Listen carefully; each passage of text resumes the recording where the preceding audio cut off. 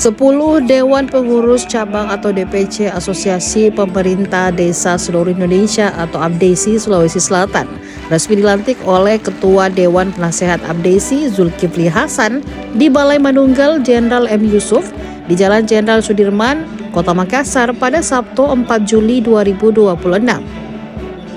10 kabupaten tersebut yakni Takalar, Maros, Kepulauan Selayar, Luwu Timur, Pangkep, Sinjai, Sirendeng Rapang, Bantaeng, Baru, dan juga Pindrang. Total pengurus yang dilantik mencapai 145 orang. Mereka menjabat untuk periode 2025-2030. Adapun para ketua DPC yang dilantik yakni Ketua DPC APDESI Takalar Parawansa, Ketua DPC APDESI Luwu Timur Suharman, Ketua DPC APDESI Sidrap Naming Palajareng, Ketua DPC APDESI Pangkep Abdul Qadir, Ketua DPC APDESI Maros Wahyu Febri, Ketua DPC APDESI Bantaeng Haji Ramli, Ketua DPC APDESI Sinjai Abdul Aziz Soy, dan DPC APDESI Kepulauan Selayar Andi Arman, Ketua DPC APDESI Baru Muhammad Dahlan, serta Ketua DPC APDESI Pindrang Muhammad Amin. Alhamdulillah, tadi kita sudah laksanakan pelantikan serentak pengurus DPC. Posisi Pak Zulhas ini selain Menko Pangan, beliau adalah Ketua Dewan Penasehat DPC APDESI, sehingga tentu menjadi kebanggaan buat teman-teman pengurus APDESI Sulawesi Selatan apabila sekelas menteri yang melantik beliau. Itulah yang mendasari kenapa sampai kami mengundang beliau untuk hadir, sekaligus tentu kami menyampaikan secara langsung, karena untuk teman-teman bisa langsung ke Jakarta sepertinya agak sulit. Kami undang beliau datang ke sini, kemudian kami menyampaikan apa yang menjadi aspirasi kami terkait dengan keadaan yang di desa. Dalam pelantikan apa yang akan dilaksanakan dalam langkah awal? Dalam waktu dekat ini teman-teman melaksanakan rapat kerja di tiap-tiap kabupaten, dan teman-teman akan melakukan konsolidasi untuk pelaksanaan program-program di kelembagaan APDESI yang tentu memberikan manfaat untuk masyarakat desa dan desa. Kalau realisasi MBG dan koperasi desa di desa-desa selama ini ada di Sulawesi Selatan seperti apa? Sebenarnya program MBG ini bagi kami itu sangat baik. Selain tentu pemenuhan gizi bagi masyarakat miskin yang ada di desa, MBG ini tentu menggerakkan ekonomi UMKM yang ada di desa dan juga menjadi tempat sarana bekerja bagi ibu-ibu utamanya yang pengangguran. Ada banyak pengangguran yang bekerja. Namun satu hal yang kami keluhkan adalah bahwa dapur-dapur SPPG ini itu kemudian belum berinteraksi secara baik dengan BUMDes ataupun Kopdes terkait dengan suplai bahan baku dan lain-lain, sehingga perputaran ekonomi itu semuanya bergerak di bidang swasta atau di sektor swasta. Pemerintah tidak terlibat di sini, utamanya pemerintah desa.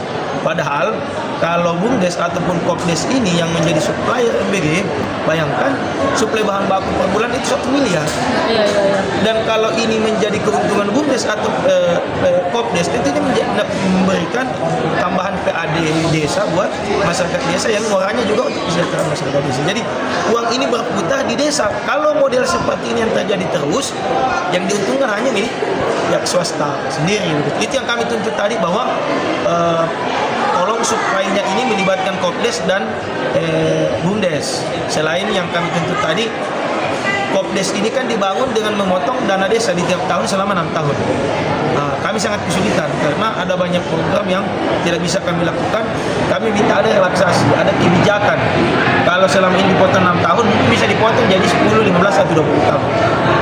Untuk pengawasannya gimana nanti Pak? Ya, ke presiden seperti apa pengawasannya? Kami jujur selama ini kan menjadi perhatian kita bersama bahwa pemerintah telah mengangkat manajer Kopdes, dan ini yang menjadi perhatian kita bersama, utamanya di APDESI, bahwa manajer Kopdes yang muncul ini itu tentu harus bersinergi dengan pemerintah desa dan masyarakat desa dalam menempatkan personel di tiap-tiap Kopdes. Karena ini ada yang kita antisipasi, teman-teman. Apa itu? Manajer Kopdes ini bosnya bukan kepala desa. Manajer ini bosnya bukan masyarakat desa, tapi mereka digaji oleh negara, oleh mungkin Kementerian Koperasi dan lain-lain.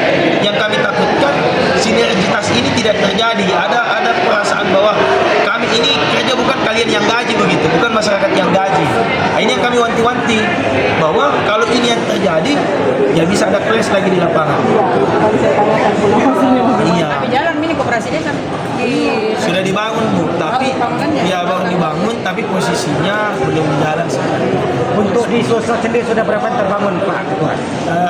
Kami tidak tahu secara persis, tetapi yang pasti pertemuan di Jakarta kemarin kami mengusulkan ada revisi terkait dengan aturan luas lahan yang digunakan untuk membangun kopdes, karena tidak semua desa memiliki ketersediaan lahan sampai 1000 meter persegi.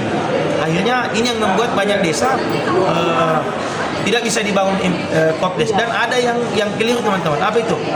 Tadi sudah disampaikan Pak Menteri kan, tuntutan kami adalah desa-desa yang belum dibangunkan kopdes itu jangan dulu dipotong dari desanya. Ini tidak fair. Dana desanya dipotong padahal kopdes belum dibangun. Ini kan tidak mendapatkan apa-apa, malah dia rugi. Kalau dia sudah dibangunkan kopdes, dia sudah dapat 3 miliar kan dengan peralatan dan perlengkapannya. Kalau dana desanya dipotong ya tidak masalah. Yang jadi masalah dana desanya dipotong padahal kopdes belum dibangun. Dan tadi sudah terjawab kan bahwa Pak Menteri menjawab tuntutan kami bagaimana ke depan desa-desa yang belum dibangun dana desanya dipotong. Download Tribun X sekarang, menghadirkan lokal menjadi Indonesia.